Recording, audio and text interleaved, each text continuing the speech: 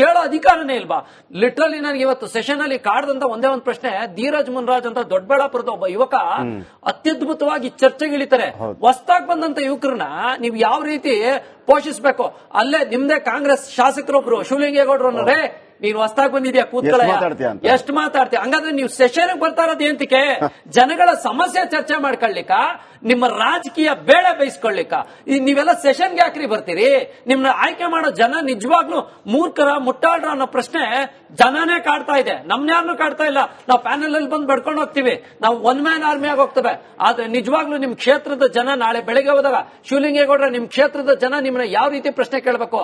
ಒಬ್ಬ ಯುವಕ ಬರ್ತಾನೆ, ಮುಂದಿನ ದಿನಗಳಲ್ಲಿ ಯುವಕರಿಗೆ ನೀವು ದಾರಿ ದೀಪ ಆಗ್ಬೇಕು.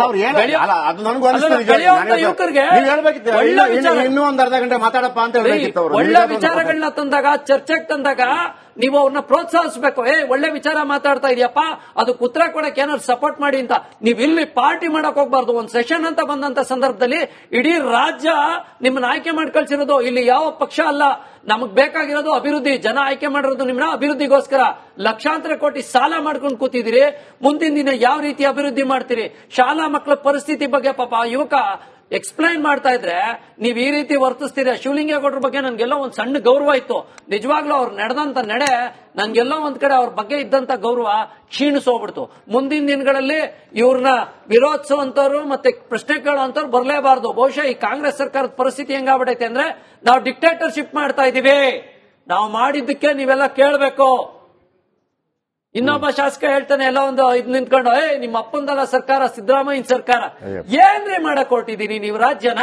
ಯಾರಪ್ಪನ ಸರ್ಕಾರ ರೀ? ನಾವ್ ವೋಟ್ ಹಾಕಿದ್ರೆ ನೀವು MLAಗಳು, ನಿಮ್ಮ ಮನೆಯಿಂದ ಏನು ಬಂದಿಲ್ಲ. ನಿಮ್ ಹೆಂಡತಿ ಮಕ್ಳಾಕ್ ವೋಟ್ ಗೆಲ್ಸಿಲ್ಲ. ನಿಮ್ಮ ಜನದ ಪ್ರತಿನಿಧಿ ಕಳ್ಸಿದ್ದಾರೆ. ಆಸ್ ಎ ಡಿಪಾರ್ಟ್ಮೆಂಟ್ ಅಲ್ಲಿ ಕೆಲಸ ಮಾಡಿದವರ ಕೇಳ್ತಾ ಇದ್ದೀನಿ. ಈಗ ಸಾಧಾರಣವಾಗಿ ಒಂದು ಕಳ್ಳತನ ಆಯ್ತು, ಮತ್ತೊಂದಾಯ್ತು, ಏನಾಯ್ತು ಅಂತ ಹೇಳುವಾಗ ನಾವು ಪೊಲೀಸ್ ಸ್ಟೇಷನ್ಗೆ ಕಂಪ್ಲೇಂಟ್ ಕೊಡ್ತೀವಿ. ಆಮೇಲೆ ಸಂವಿಧಾನಬದ್ಧವಾಗಿ ಆಯ್ಕೆಯಾದಂತವರು, ಶಾಸಕರಾಗಿದ್ದಂತವರು, ಮಂತ್ರಿ ಆಗಿದ್ದಂತವ್ರು, ಈಗ ಅವರ ಮೇಲೆ ಹನಿ ಟ್ರ್ಯಾಪ್ ಆಗಿದೆ ಅಂತ ಹೇಳಿ ಅವ್ರು ಇನ್ನೂ ಕೇಸ್ ಕೊಡದೆ, ಕಂಪ್ಲೇಂಟ್ ಕೊಡದೆ, ಕಂಪ್ಲೇಂಟ್ ಕೊಡದೆ ಈಗ ವಿಧಾನಸಭೆಯಲ್ಲಿ ಹೇಳ್ತಾರೆ. ನಾನು ನಿಮ್ಮನ್ನ ಈ ಒಂದು ಪ್ರಶ್ನೆ ಕೂಡ ಕೇಳ್ತೀನಿ. ಈಗ ಅವರು ಅಲ್ಲಿ ಆರೋಪ ಮಾಡ್ತಾರಲ್ಲ, ಅದು ಎಲ್ಲಿಗೆ ಹೋಗುತ್ತೆ? ಈಗ ಅದು ಅದೇನ್ ಕೇಸ್? ಅದೀಗ ಎರಡು ಆಸ್ಪೆಕ್ಟ್ ತಗೊಳ್ಳಿ. ಈ ರಾಜಣ್ಣ 24 ಅವರ್ಸ್ ಹಿಂದೆ, ಈಗ 30 ಅವರ್ಸ್ ಆಯ್ತು, ಓಕೆ, ಹನಿ ಟ್ರ್ಯಾಪ್ ಆಗಿದೆ. ಹನಿ ಟ್ರ್ಯಾಪ್ ಅಂದ್ರೆ ಬ್ಲಾಕ್ ಮೇಲ್ ಆಗಿದೆ.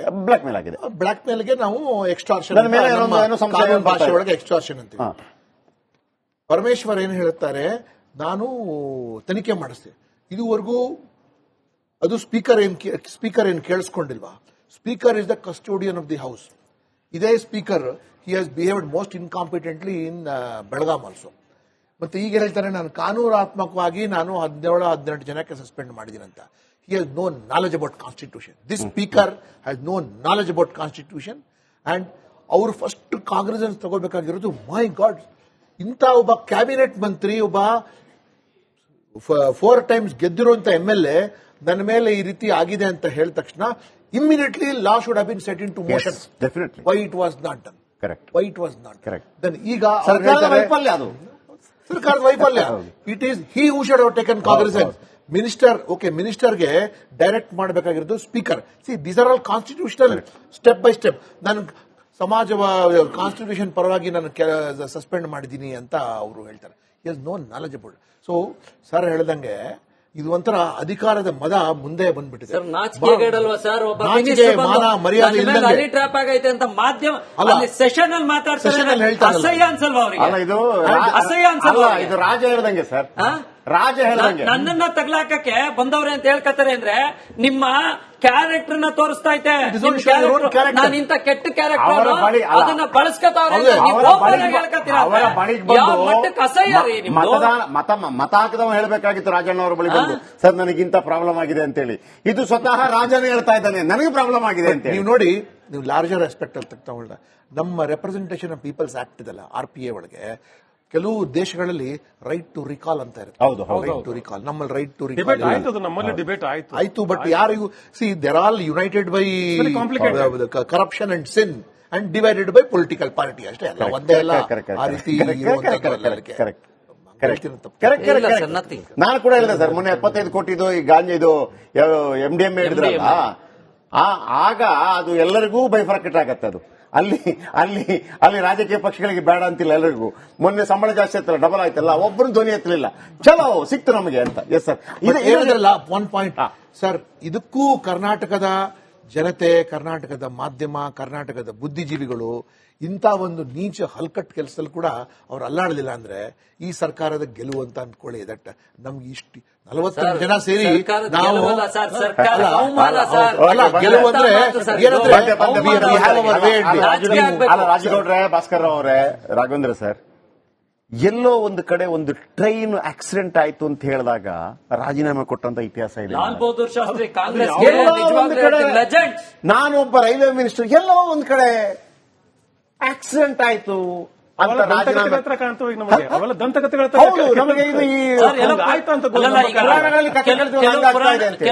ಈಗ ಸದನವನ್ನು ಅನಿರ್ದಿಷ್ಟಾವಧಿಗೆ ಮುಂದೂಡಲಾಗಿದೆ, ಯಾಕಂದ್ರೆ ನಾಳೆ ಸದನ ಇರೋದಿಲ್ಲ, ಏನು ನೆಕ್ಸ್ಟ್ ಮುಂದಿನ ಅಧಿವೇಶನಕ್ಕೆ.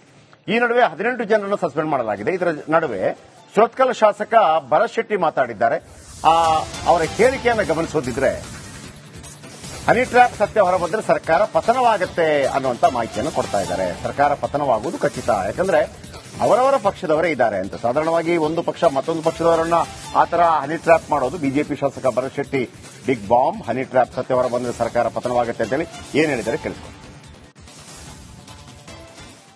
ಏನಂತ ಹೇಳಿದ್ರೆ, ಈ ಸತ್ಯ ಹೊರಗೆ ಬಂದ್ರೆ ಸರ್ಕಾರ ಉರುಳುವಂತ ಸಾಧ್ಯತೆ ಇದೆ. ಸತ್ಯ ಹೊರಗೆ ಬಂದ್ರೆ ಸರ್ಕಾರ ಉರುಳುವಂತ ಸಾಧ್ಯತೆ ಇದೆ. ಅದಕ್ಕೋಸ್ಕರ ಇವರು ಹೈಕಮಾಂಡ್ ಎಲ್ಲೋ ಹೇಳಿರ್ಬೇಕು ಇವರಿಗೆ, ಬೇಗ ಇದನ್ನ ಮುಚ್ಚಿ ಹಾಕಿ ಅಂತ. ಫ್ಲೋರಾದ ಹೌಸ್ ಅಲ್ಲಿ ರಾಜಣ್ಣ ಹೇಳಿದ್ದಾರೆ, ಮೀಡಿಯಾದಲ್ಲಿ ನಿಮ್ಮ ಹತ್ರ ಇದೆ, ರೆಕಾರ್ಡ್ಸ್ ಅಲ್ಲಿ ಇದೆ, ಅಸೆಂಬ್ಲಿ ರೆಕಾರ್ಡ್ಸ್ ಅಲ್ಲಿ ಇದೆ. ಈಗ ಅವ್ರು ಹೇಳ್ತಾರೆ ನಮ್ಗೆ ರಿಟರ್ನ್ ಕಂಪ್ಲೇಂಟ್ ಕೊಟ್ಟರೆ ನಾವು ಅದ್ರ ಬಗ್ಗೆ ಆಲೋಚನೆ ಮಾಡ್ತೇವೆ ಅಂತ ಹೇಳ್ತಾ ಇದ್ದಾರೆ. ಓಕೆ, ಇದರ ಬಗ್ಗೆ ಒನ್ಸ್ ಅಗೇನ್ ಬಸವರಾಜ್ ಹತ್ರ ಕೇಳಲಿಕ್ಕೆ ಇಷ್ಟಪಡ್ತೀನಿ. ಒಂದು ವೇಳೆ ಆ ಸಿಡಿಗಳೆಲ್ಲ ಹೊರಬಂದ್ರೆ ಅಥವಾ ಹನಿ ಟ್ರ್ಯಾಪ್ ವಿಚಾರಗಳು ಹೊರಬಂದ್ರೆ ಸರ್ಕಾರ ಪತನವಾಗುತ್ತೆ ಅಥವಾ ಮುಖ್ಯಮಂತ್ರಿ ಬದಲಾವಣೆ ಆಗ್ತಾರೆ? ಸರ್ಕಾರ ಪತನ ಮತ್ತು ಮುಖ್ಯಮಂತ್ರಿ ಬದಲಾವಣೆ ಎರಡೂ ಆಗ್ಬಹುದು. ಎರಡೂ ಆಗ್ಬಹುದು. ಆದ್ರೆ ಈ ಸಿಡಿಗಳು ರಿಲೀಸ್ ಆದ್ರೆ ಬಹಳ ಮುಖ್ಯವಾಗಿ ಕರ್ನಾಟಕದ ಜನತೆಗೆ ಇವರ ಬಣ್ಣ ಗೊತ್ತಾಗುತ್ತೆ. ಇವರು ಎಷ್ಟು ನೀಚರು, ಎಂತ ಕೀಚಕರನ್ನು ನಾವು ಆಯ್ಕೆ ಮಾಡಲಿ ಕೂರಿಸಿದ್ರು ಅನ್ನೋದು ಗೊತ್ತಾಗುತ್ತೆ. ಅದ್ರ ಜೊತೆಗೇನೆ ಇಲ್ಲಿ ಕೆಲವೊಂದು ಟೆಕ್ನಿಕಲ್ ವಿಚಾರಗಳನ್ನು ಹೇಳ್ತೇನೆ.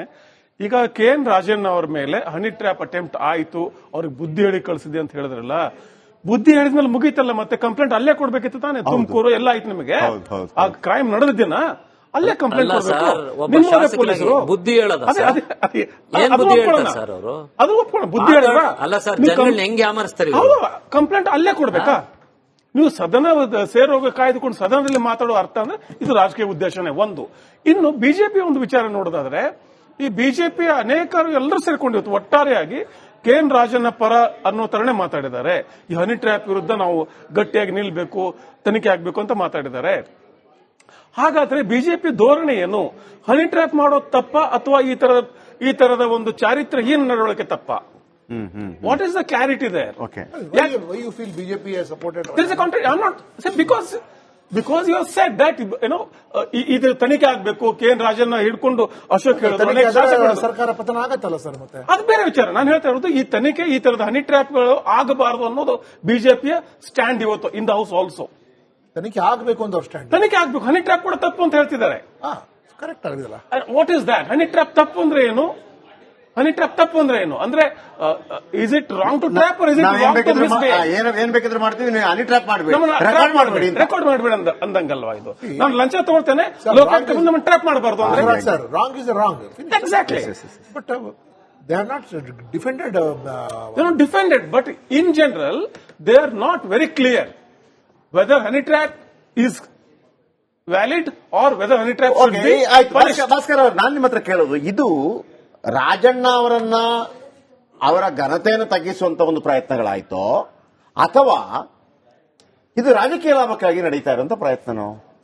ಅದು ನನಗೆ ನಿಮ್ಮ ಹತ್ರ ಬೇರೆ ನನಗೆ ಮುಖ್ಯಮಂತ್ರಿ ಆಗಬೇಕು ಅಂತ ನಿಮ್ಮನ್ನು ಡೌನ್ ಮಾಡಿ ತೋರಿಸಬೇಕು. ಇದಕ್ಕೆ ನೀವು ಗೆಸ್ ವರ್ಕ್ ಮಾಡೋ ಅವಶ್ಯಕತೆನೂ ಇಲ್ಲ, ಅಥವಾ ಇದು ಒಂಥರ ಕ್ಲಿಯರ್ ಕಟ್ ಆಗಿ ಗೊತ್ತಾಗ್ತಾ ಇದೆ. ಇದು ಪಕ್ಷದ ಒಳಜಗಳ ಯಾವ ಮಟ್ಟಕ್ಕೆ ಹೋಗಿ ಈ ರಾಜಣ್ಣನ ಬಾಯಿ ಮುಚ್ಚಿಸಿ ಅಥವಾ ರಾಜಣ್ಣ ಇಷ್ಟೆಲ್ಲ ಪಕ್ಷದ ಒಳಜಗಳಕ್ಕಿಂತ ಹೆಚ್ಚಾಗಿ ಮುಖ್ಯಮಂತ್ರಿಯ ಪಟ್ಟದ ಆಸೆ, ಮುಖ್ಯಮಂತ್ರಿ ಆಗಬೇಕು ಅನ್ನೋ ದೃಷ್ಟಿಯಿಂದ ಇವರೆಲ್ಲರಿಗೂ ಒಂದು ಬ್ಲಾಕ್ ಲಿಸ್ಟ್ ಮಾಡಿಬಿಟ್ಟು ಇವರೆಲ್ಲ ಎಲ್ಲ ಅಯೋಗ್ಯರು, ನಾ ಮೇಲೆ ಬರ್ತೀನಿ ಅಂತ ದೃಷ್ಟಿಯಿಂದ ಅಂದ್ರೆ ಅತಿರೇಕಕ್ಕೆ ತಗೊಂಡು ಹೋಗಿದ್ದಾರೆ. ಇದು ಮತ್ತೆ ಇದೆಲ್ಲ ಮಾಡಕ್ಕೆ ಸರ್ ಹೇಳ್ದಂಗೆ ಒಂದು ಟೀಮೇ ಇದೆ, Okay. ಒಂದು ಟೀಮೇ ಇದೆ ಟು ಡೂ ಆಲ್ ಏನಾದ್ರೂ ಇವಾಗ ಕೂಡ ಸಮಯ ಮೀರಿಲ್ಲ.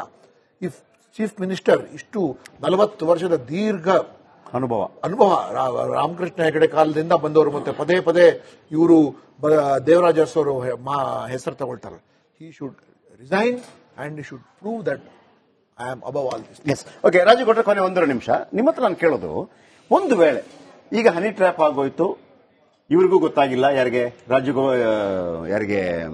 ರಾಜಣ್ಣ ಅವ್ರಿಗೆ ಗೊತ್ತಾಗ್ಲಿಲ್ಲ, ಯಾರಿಗೆ ಅದು ತಲುಪಬೇಕಾಯ್ತು ಸಿಡಿ ತಲುಪ್ತು, ಹಂಗಾಗಿದ್ದಿದ್ರೆ ಏನಾಗ್ತಿತ್ತು ಅಂತ. ಇಲ್ಲಿ ನೀವು ಆಗ್ಲೇ ಒಂದ್ ಮಾತು ಹೇಳಿದ್ರಿ, ರಾಜಣ್ಣನವರ ಘನತೆ ಕೂಗ್ಸಕ್ರಿ. ಘನತೆ ಇದ್ದಿದ್ರೆ ಯಾರನ್ನೋ ಸೆಷನ್ಗಿಂತ ವಿಚಾರ ತರ್ತಿದ್ರೇನ್ರಿ? ಘನತೆ ಗೌರವ ಇರೋರು ಮಾತಾಡೋ ಮಾತೇನ್ರಿ ಇದು? ಬುದ್ಧಿ ಅಲ್ಲ, ನನ್ಗೆ ಎಲ್ಲೋ ಅಂತ ಹಾಸ್ಯಾಸ್ಪದ ಬುದ್ಧಿ ಹೇಳಿ ಕಳಿಸ್ತೇ ಅಂತ, ನಿಜವಾಗ್ಲೂ ಬುದ್ಧಿ ಹೇಳಿ ಕಳಿಸೋ ಅಂತಾರೆ. ಒಬ್ಬ ಅಂಗವಿಕಲನ್ನ ಕರ್ಕೊಂಬಂದು ಅವ್ರ ಹೆಂಡತಿ ಡಿವೈಎಸ್ಪಿ ಆಫೀಸ್ ಕಚೇರಿಯಲ್ಲಿ ಹೊಡಿತಾರೆ, ಅವ್ರಿಗೆ ಯಾವ ಘನತೆ ಇದೆ ರೀ? ಇಷ್ಟೆಲ್ಲ ಆದ್ರೂ ಸರ್ಕಾರ ಇವ್ರಗಳ ಮೇಲೆ ತನಿಖೆ ಮಾಡಿಲ್ಲ ರೀ. ನಿಜವಾಗ್ಲೂ ಹೇಳ್ತೀನಲ್ಲ, ಇದನ್ನ ಸಿಬಿಐ ಅಂತ ವಿಚಾರಗಳು ತಗೊಂಡು ಇವ್ರನ್ನ ಸಂಪೂರ್ಣವಾಗಿ ತನಿಖೆ ಮಾಡಿ ರೀ. ನಾಳೆ ಯಾರನೋ ಬಡವ್ರ ಮನೆ ಹೆಣ್ಮಕ್ಳು ಏನಾರು ಕೆಲಸ ಅಂತ ಹೋದ್ರೆ ಅವ್ರನ್ನ ಯಾವ ರೀತಿ ಬಳಸ್ಕೊತಾರೆ ಯಾವ ರೀತಿ ಬಳಸ್ಕೊತಾರೆ? ಹೆಣ್ಮಕ್ಳು ತಿರುಗಿದ್ರೆ ನೋಡೋ ಯಾರೋ ಹೊಸದಾಗಿ ಮದ್ವೆ ಆಗ್ಬೇಕು ಅನ್ನೋ ಹೆಣ್ಮಕ್ಳು ಯಾರನ್ನ ಅಪ್ಪಿತಪ್ಪಿ ಅವ್ರ ಹತ್ರ ಕೆಲ್ಸಕ್ಕೆ ಇತ್ಕೊಂಡು ಇವ್ರ ಕಚೇರಿಲಿ ಏನೋ ಇದ್ರೆ ಬಹುಶಃ ಸಂಪೂರ್ಣ ಇದು ಈ ರೀತಿನೇ ಆಗಿದೆ ಅನ್ನೋ ಒಂದು ಹಣೆಪಟ್ಟಿನೇ ಕಟ್ಬಿಡ್ತಾರೆ. ನಿಜವಾಗ್ಲೂ ಇಂಥ ಸಂಸ್ಕಾರವಂತರನ್ನ ನಾವು ಸೆಷನ್ಗೆ ಆಯ್ಕೆ ಮಾಡಿ ಕಳ್ಸಿದ್ ಸರಿನಾ ಅನ್ನೋದು ಆ ಕ್ಷೇತ್ರದ ಜನ ಯೋಚನೆ ಮಾಡ್ಬೇಕಾಗ್ತದೆ. ಇಂಥ ಒಂದು ವಿಚಾರಗಳಲ್ಲಿ ಇವರು ಸಿಕ್ಕಾಕೋತಾರೆ ಅಂತಂದ್ರೆ, ಸಿಡಿ ಮಾಡುವಷ್ಟು ಮೈಮರೆಯುತ್ತಾರೆ ಅಂತಂದ್ರೆ 48 ಜನ ಅಂತಂದ್ರೆ, ಈಗಲೂ ಅವರಿಗೆ ಇರುವಂತದ್ದು ಭಾಸ್ಕರ್ ರಾವ್ ಹೇಳಿದ ಕಾರಣ ಭಯ ಇಲ್ಲ ಅವ್ರಿಗೆ ಭಯ ಇರೋದು ಹೆಂಡತಿ ಮಕ್ಕಳ ಮುಂದೆ, ಮಾವ ಅತ್ತೆ ಮುಂದೆ ಮರ್ಯಾದೆ ಹೋಗುತ್ತೆ, ಆಮೇಲೆ ಕ್ಷೇತ್ರದ ಜನರ ಮುಂದೆ ಒಂದು ಕ್ಷಣಕ್ಕೆ ಮರ್ಯಾದೆ ಹೋಗುತ್ತೆ ಅಂತ ಮತ್ತೆ ಅಲ್ಲಿ ಮ್ಯಾನೇಜ್ ಮಾಡ್ತಾರೆ. ನೆಕ್ಸ್ಟ್ ಎಲೆಕ್ಷನ್ಗೆ ಅದೇ ಬರ್ತಾರಲ್ಲ. ಆದರೆ ನಾಳೆ ಸಚಿವರ ಬಳಿ ಅಥವಾ ಪಕ್ಷದ ಕಚೇರಿಗಳಲ್ಲಿ ಯಾವ್ದಾದ್ರು ಒಂದು ಹೆಣ್ಣು ಮಗಳು ಪಾಪ ನಿಜವಾದ ಒಂದು ಜರೂರತ್ತಿನಲ್ಲಿ ಒಂದು ಕೆಲಸ ಆಗಬೇಕು ಅಂತ ಬಂದರೆ ಅವರನ್ನು ನೋಡೋ ಪರಿಸ್ಥಿತಿ ಹೇಗಿರಬಹುದು? ಇಂಥ ಅಧಪತನಕ್ಕೆ ತಂದಿಟ್ಟವರು ಯಾರು? ನಮ್ಮ ರಾಜಕಾರಣಿಗಳು. ಅಂತ ರಾಜಕಾರಣಿಗಳಿಗೆ ಶಿಕ್ಷೆ ಆಗಬೇಕು, ಅವರ ಸೋಲಿನ ಮುಖಾಂತರ ಶಿಕ್ಷೆ ಆಗಬೇಕು, ಅಥವಾ ಅವರು ಮಾಡ್ತಾ ಇರುವಂತಹ ಈ ಅನಾಚಾರಕ್ಕೆ ಶಿಕ್ಷೆ ಆಗಬೇಕು ಅಂತ ಹೇಳ್ತಾ ಕಾರ್ಯಕ್ರಮ ಮುಗಿಸ್ತಾ ಇದ್ದೀವಿ. ಕಾರ್ಯಕ್ರಮದಲ್ಲಿ ಭಾಗವಹಿಸಲಿಕ್ಕೂ ಧನ್ಯವಾದ. ನಮಸ್ಕಾರ.